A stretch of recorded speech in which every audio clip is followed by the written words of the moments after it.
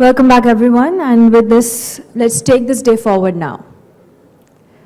Post-lunch opening keynote. Everyone, to deliver the post-lunch opening keynote, how to turn HR into a strategic business unit and asset. Can I please invite on stage Mr. Dilip Chenoy, MD and CEO, National Skill Development Corporation.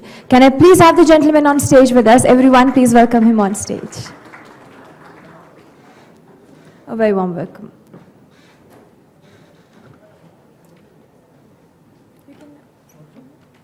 Anywhere you want.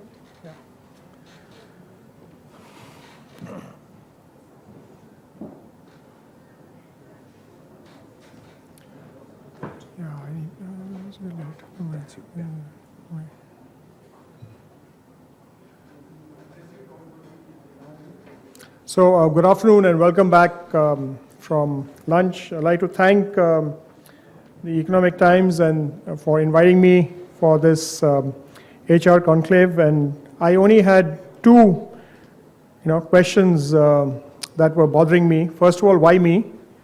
And second, why after lunch? And the first one, I kind of said, okay, typically HR managers and HR conferences focus on issues that are above the water. If you take an iceberg, and if I had to look at a company, the HR managers normally look at the managers and the white-collared people, and here I am actually working in a blue-collared space. So I said, okay, if I can use this as a strategic kind of communication exercise to talk to you about why skills should be important to all of us in the room. And the second reason, after lunch, in any case, if you guys don't like what I'm speaking, you can take a quick cat nap and nobody will be more the wiser. So the first thing I actually want to talk about is that, believe it or not, we are in a huge war for talent. And a lot of companies talk about how to be more strategic. Many people talk about the word and maybe misuse it. And recent surveys have actually, and authors and experts have found that 95% of the companies and organizations are not even strategic, even though they think they are.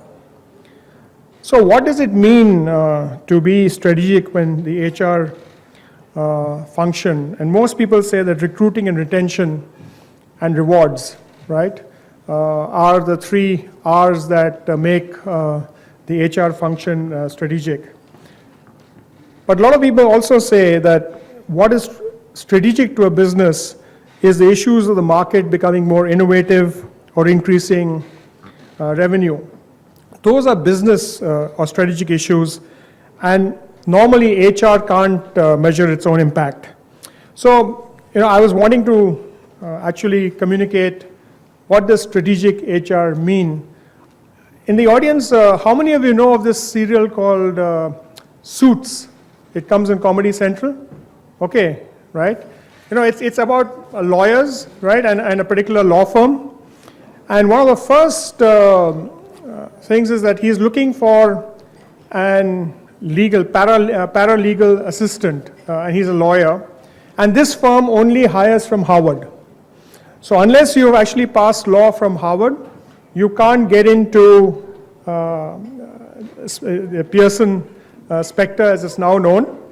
And there's one guy who is actually escaping the police and lands up into the room for the interview. And he's actually been debarred from even taking law because he sat for the LSAT for somebody else. And the lawyer tells his secretary that, you please screen all the candidates and you let me know who is the best person suited to the firm. And she has a conversation with him and says, why are you here? And he impersonates as some person. And she's pretty clear that he's not whom he says he is. But she's really impressed by his attitude and by what he's planning to do. So she puts him into the interview, and rest is history. He's got photographic memory. He can actually assist in all cases. And I thought that she actually performed the role of a person in strategic HR. Now, why is it important in the current context? And this is really a survey that was conducted to show that many employers have positions that they can't fill, and it's not really India-centric. India, it's really 53% of the positions can't be filled, and interestingly, 87% of the employers actually hired someone who does not meet the requirement. So the HR function is performing the function of recruiting, but the person is not suited to the company. And interestingly, 90% of the firms talk about training workers who don't have experience in their industry. And why I said it's a war for talent, because NSDC had done a survey in 2008 to say between 2008 and 2022, these 25 sectors that we surveyed, what are the type of people that they require? And it was interesting that if the industries grew at the rate that they're projected to grow, they would require about 347 million people. So if you are in an industry and you have other people competing for you, so this is a big challenge. And what led us to this, the outcome of this, was that we said that if industry is looking for people, and if only 10% of the people within the economy are trained, NSDC would develop a system to actually get training organizations to train for the needs of industry. So the question here is, if you're looking for people and somebody's training people, is there a connect between you and the training organization? Or you are saying, I will continue to go to colleges and universities and go and recruit people from there, from the 10 or 15 or 20 colleges or universities that I do, and I won't bother about the rest. So what's actually happening, that some companies strategically are going to tier 2 or tier 3 colleges, and the people who are thinking even further are not even looking to recruit graduates for positions that don't necessarily require a graduate. So how are you actually thinking ahead to solve the war for talent as a person who is responsible for this function within the organization? What is interesting, that even if you go to educational institutions, we find that the majority of people, and this is an aspiring mind study, that only a fraction of the people that we look at are employable. Now, one is that you continue to go to the educational institution and try and recruit the best, or do you have a strategic intervention where you interface with the education system, the training system, where you share what are the competencies that are required for people in your organization, and can they train to that competencies? There is a framework that is actually evolving in India, and this is the framework of the sector skill councils and the national occupation standards. In fact, 31 sector skill councils have actually been formed in different areas who have developed 724 kind of qualifications packs for different job roles. The very interesting part here is, a lot of us don't realize that kids today have aspirations. So they have aspiration of what type of job that they would like to do. So in the mind of most young people, there are attractive industries to work in and not so attractive industries to work in. And what is not attractive is not necessarily uniform across the country. So if you are the best company in an unattractive industry for people in a particular region, no matter how hard you try, you are not going to get people. So are you, as an organization, looking to make your industry more attractive to people?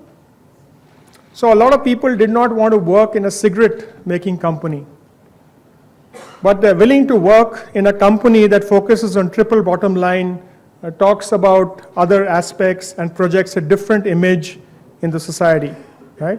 For those of you who are guessing, this is ITC, right?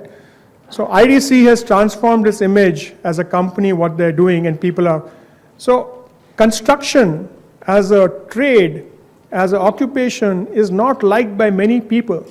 But there are pockets like Kendrapara, there are pockets in western and eastern UP where people are dying to join the construction industry because for them, that's what they like and do.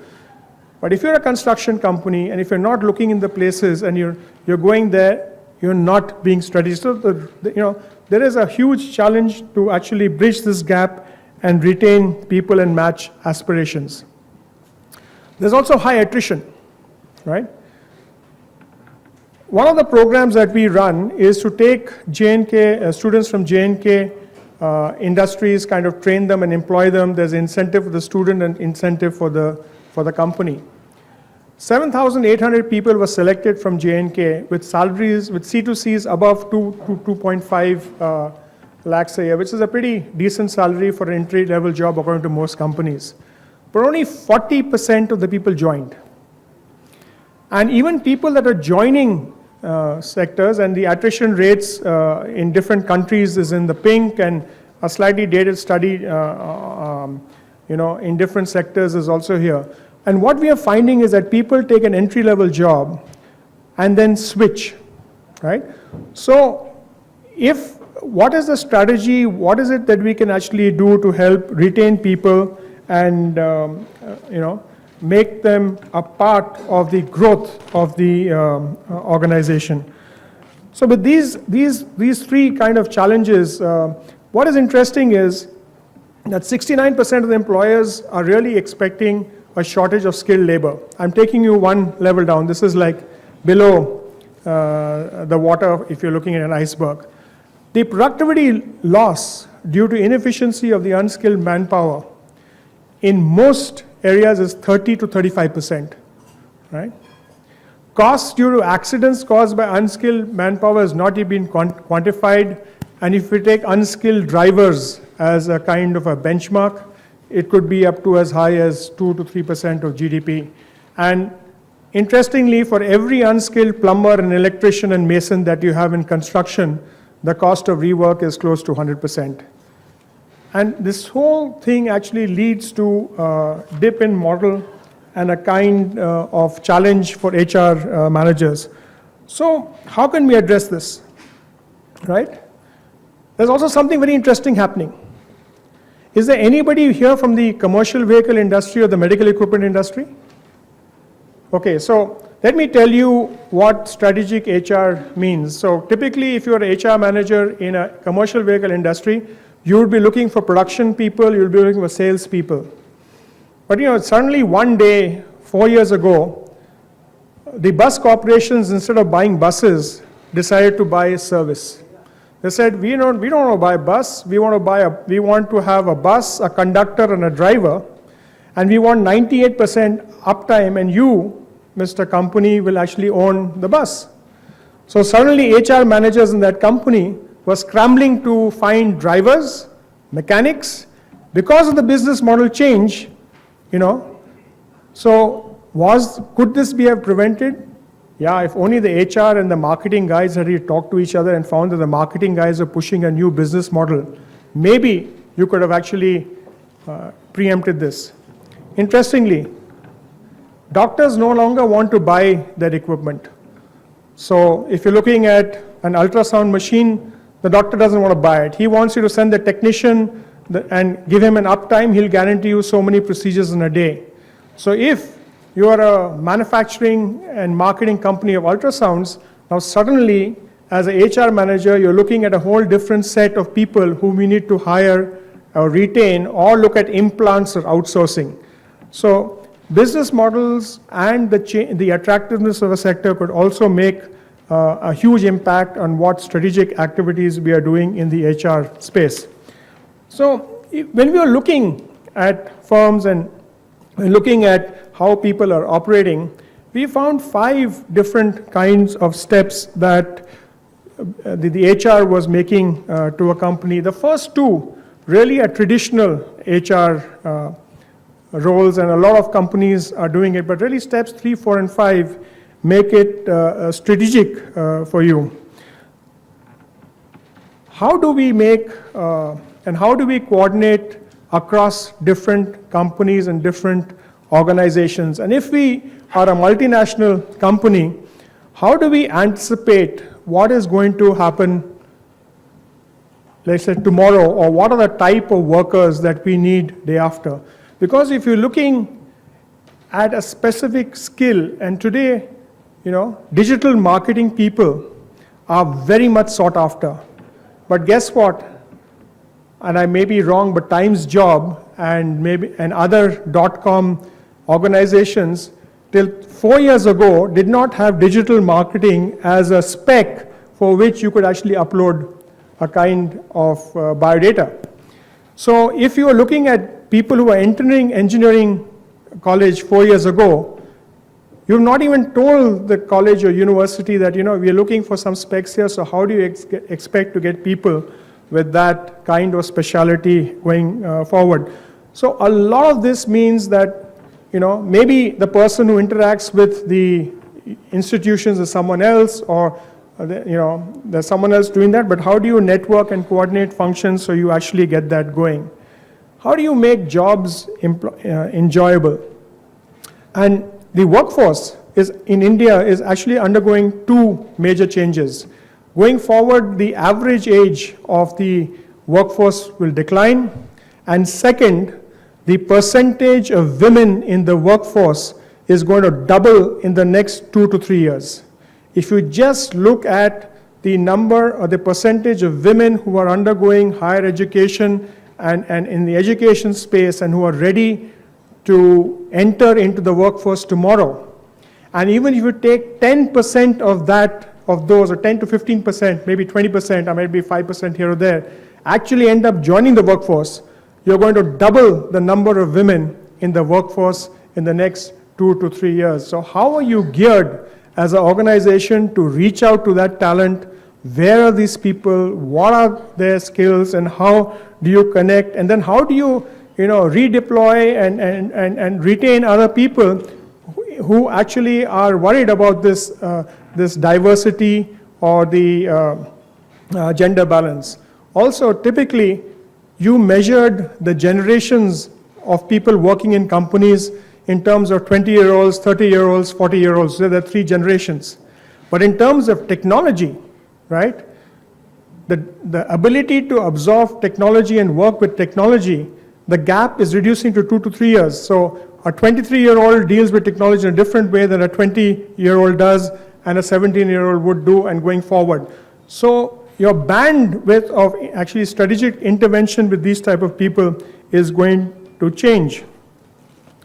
The other thing is that a lot of HR companies or HR people measure their metrics and they look at doing everything internally. And I only want to say that in the BPO space, a few years ago, Genpact decided to outsource its training function to NIT. And they obviously did it that it was maybe possible to actually outsource some functions rather than do it here. So this was what we really looking for. And the last point in this thing is about workforce planning.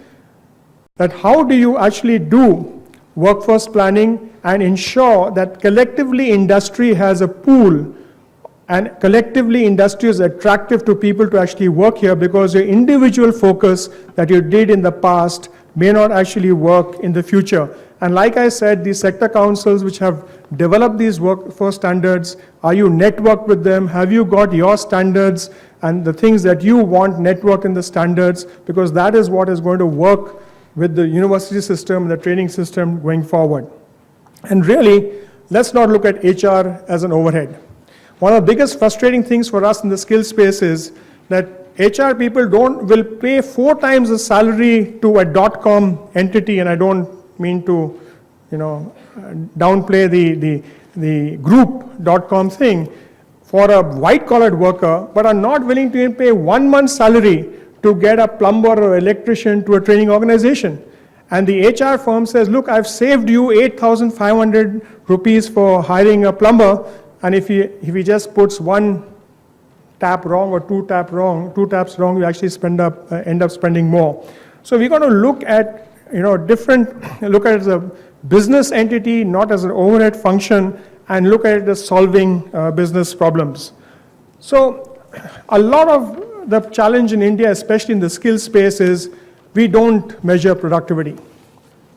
or don't pay, it's people costs out of revenue, which you need to look at, and how do you monetize the impact of HR, the engagement, the recruiting, retention, compensation, employee relations. If you look at the metric from a different standpoint, you will come to a different outcome, and you will look at a whole new area of work, strategy, and outcome for the HR group. So what are the key challenges here? One, when I talk to my HR manager, if he has a chat with one of my colleagues, he says, I can't tell you what he said, it's confidential, I'm helping that guy. I'm saying, how do we actually work together to impact businesses, to solve problems, and everything to be actually developed into a metric that is related to the growth of the organization. A lot of people think that loyalty is more paramount than productivity output. Is that being strategic? And then the lack of a can-do attitude. So I just wanted to actually say that there are multiple things that we can do to turn the strategic business unit, HR, into a strategic business unit. I've tried to give you some idea in terms of the skill space and the worker space, not the white collar space. But rest assured, what works in the skill space will also work in the white collar space going forward. I would like to actually end and really give you some time to ask any questions by really saying that a strategic HR can give your organization a competitive advantage in this war for talent. I think while NSDC and the ministries and states are attempting to address the shortage of skilled manpower in the country's workforce by demonstrating increased productivity, I think employers and HR managers need to lead training standards, recognition of skills through certification, creating career pathways based on job roles, and enhancing the aspiration of youth to undertake skill development and make industry sectors attractive. So thank you very much for having me here, and thank you very much for listening to me.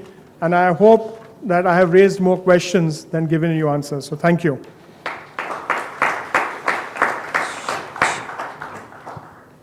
All right, thank you so much, Mr. Dilip Chenoy. I request you to please be on stage with us. Well, thank you so much for this wonderful session, and can I please request Mr. Rajesh Khubchandani to kindly come on stage to thank the gentleman. Thank you so much. Everyone, please put your hands together.